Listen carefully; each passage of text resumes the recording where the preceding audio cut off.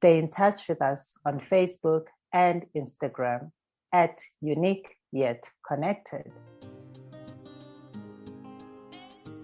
You are now listening to episode 58 of Unique Yet Connected podcast. The theme for this episode is Attachment and Detachment Rollercoaster.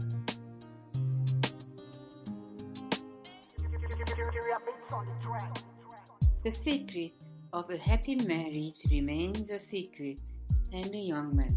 To tell the truth, I was half serious and half joking when I read you this quote. But it is true that to stay happy and content in a marriage over the years proves to be difficult for most of the couple.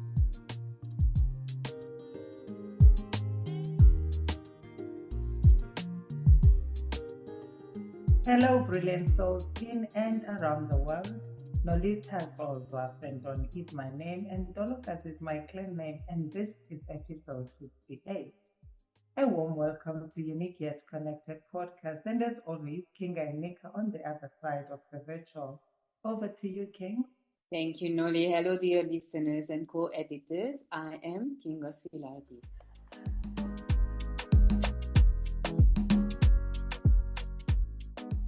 Thank you for joining our movement of translating this wisdom of systemic family constellations into a practical language that all of us can easily understand and, most importantly, implement in our daily lives.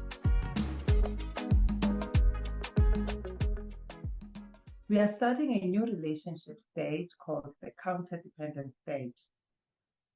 The previous stage, the codependent, was eye-opening for me. So to refresh our minds, we start this episode with the Tom Robbins quote, "It's all yours, King."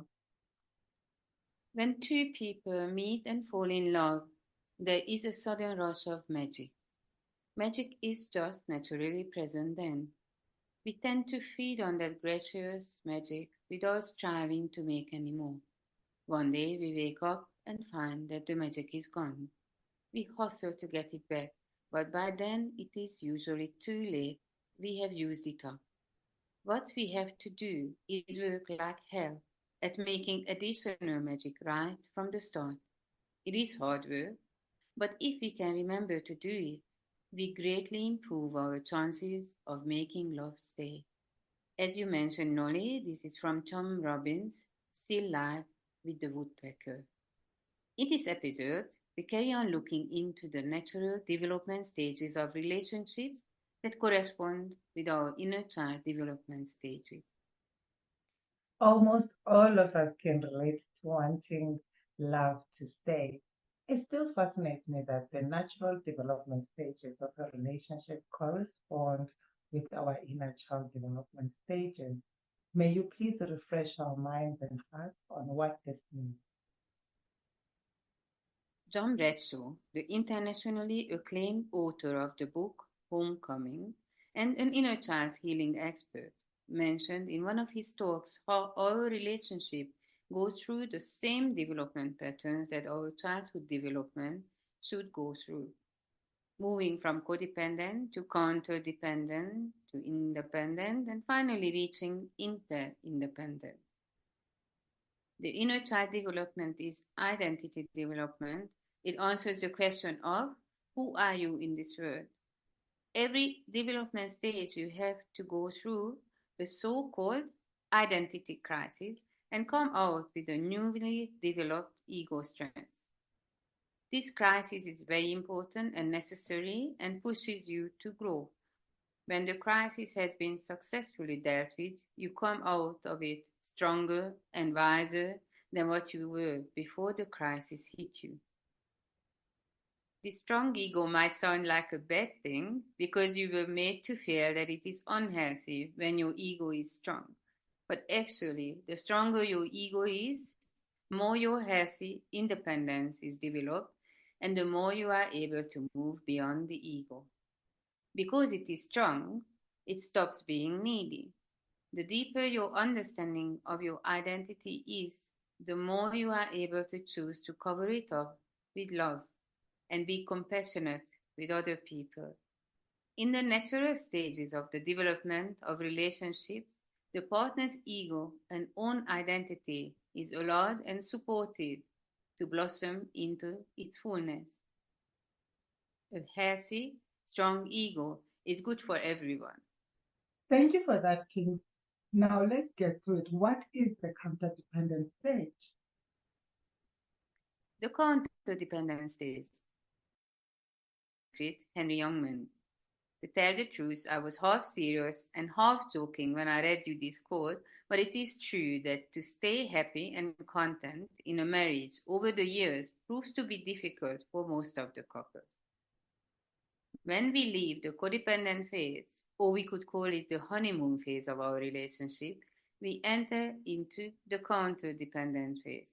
In this phase, we stop wanting to disappear into our partner and notice the things about him or her that we would prefer to change more to our liking.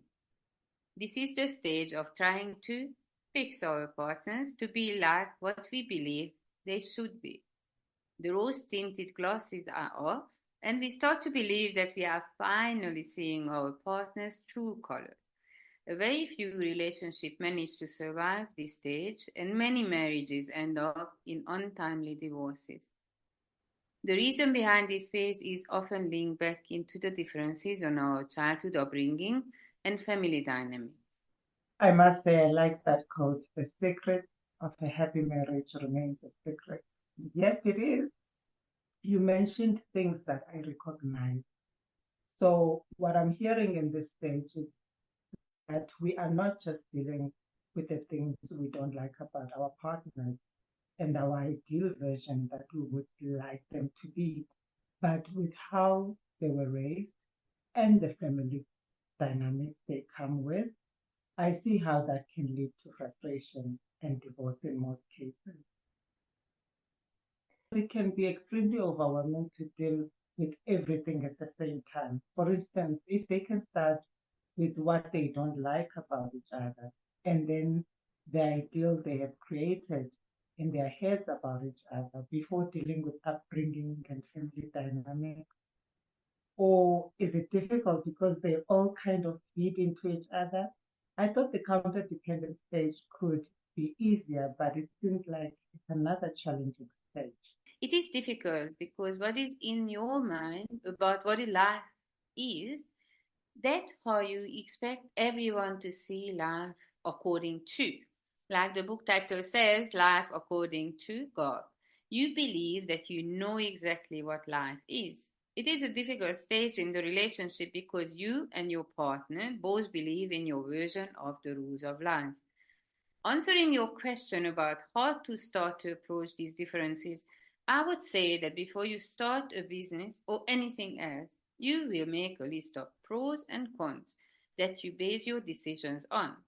But in a relationship, you tend to forget about this and start to only note the cons of your partner and forget to look for his pros in the process.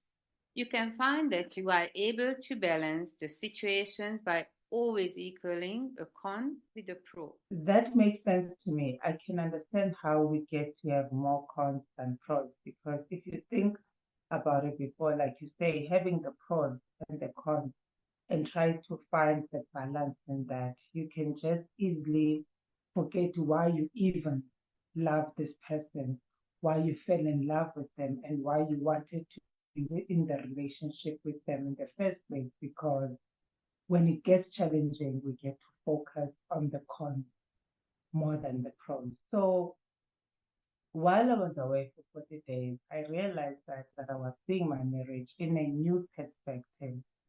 And I came back with a fresh outlook that helped me ease up on the cons.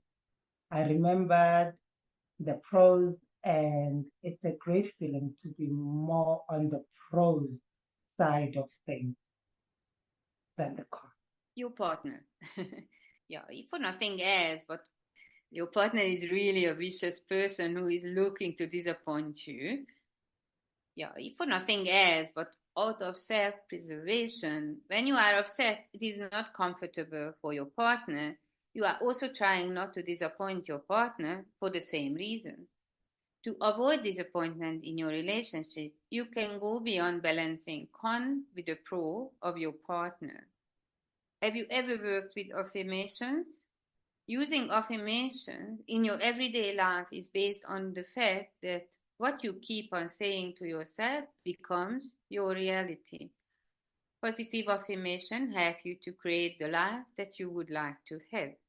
When you start with the affirmation, you are normally in a situation that doesn't resemble what you are saying, but you strongly believe that it will. When it comes to your relationship, you can decide to look at it positively and say to yourself that my partner is doing his best to serve our relationship. That from today you will see the best in his action. I see the perfect partner for me in you. I can support the affirmation because of the little exercise that I did while I was away. I was just following the flow, so I started writing down the things I really like or still like about my husband and what drew me to him. So even though I just wrote them and never said them out loud, so maybe it was a soul and heart affirmation of sorts because it really did help. You are still listening to episode 58. The theme for this episode is attachment and detachment roller coaster. Remember, when you comment, ask questions, like and share our content and links, you help us grow and change lives together. Like us on Facebook and on Instagram.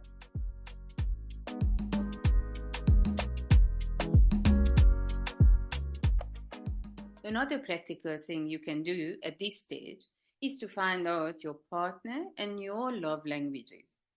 It is worthwhile to mention here that your love language is created by what you missed the most in your childhood. This is a language of what you want to get, hear, or receive from your relationships. If you learn your partner's love language, even if it is not your love language, you can still make an effort to talk to him in a love language that is important to him. Let's say your husband's language is word of affirmation.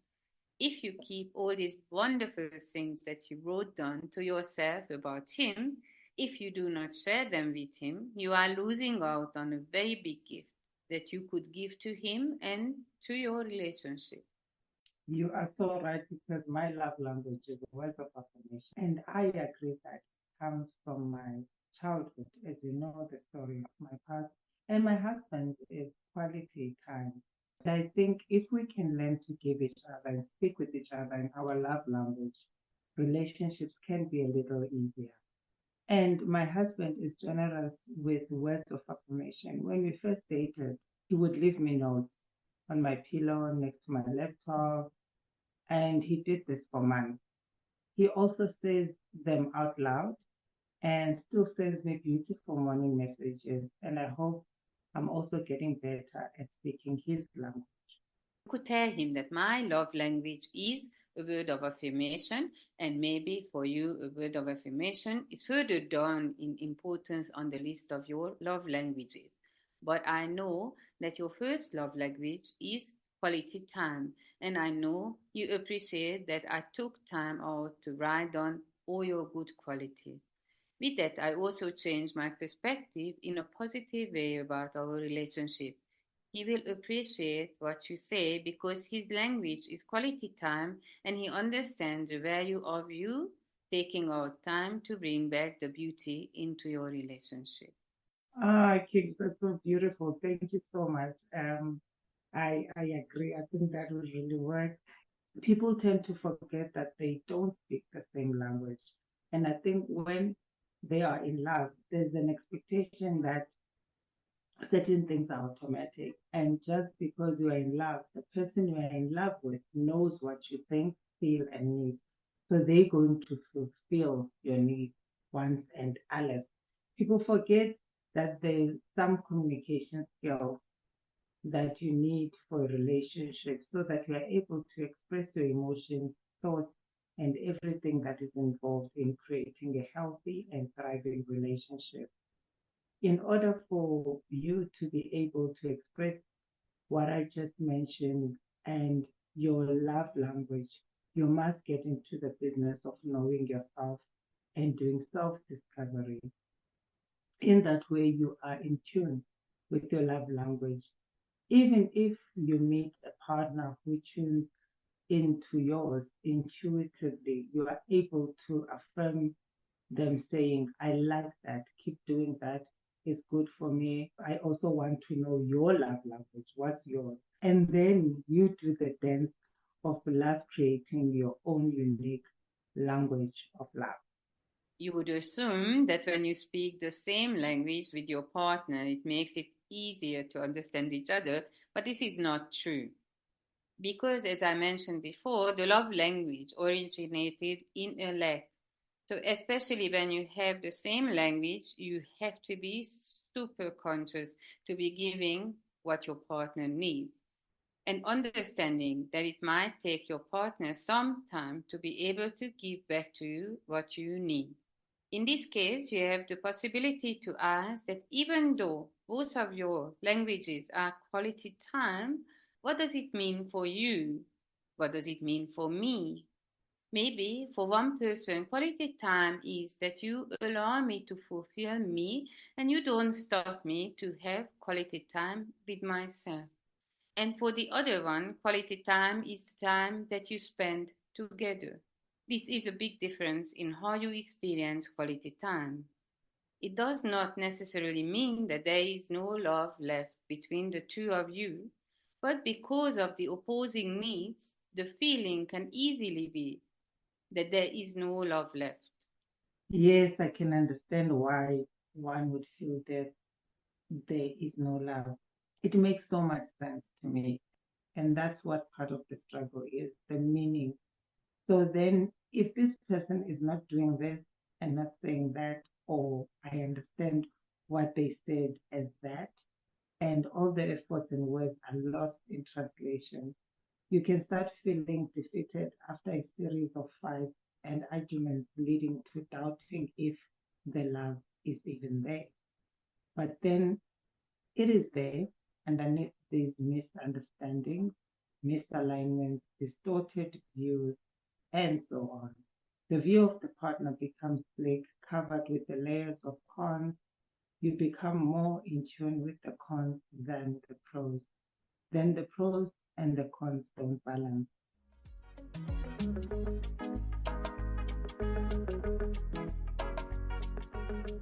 So that's it for this episode. And I hope this episode has sparked an interest for you to look inside and start looking at your partner and start working out the cons and the pros in their relationship. So please do share this episode with the next person so that it can help them in their relationship. Don't forget the affirmation to look for the positive in your partner. And we would like to thank you for your contribution in helping us to be chosen into the top 10 South Africa Family Podcast by FeedSpot. Join our monthly virtual connection circle every first Tuesday evening of the month. To receive your link, subscribe on our website www.uniqueyetconnected.com or check for updates on our socials at uniqueyetconnected.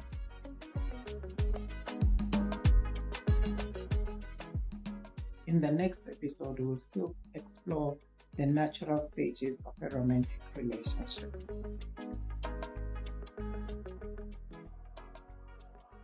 If you feel like you are experiencing limiting patterns or relationship issues and would like to have an individual session, book a family constellation session with us on our website www.uniqueyetconnected.com or on socials, Facebook or Instagram. Our handle on both platforms is at uniqueyetconnected. Thank you.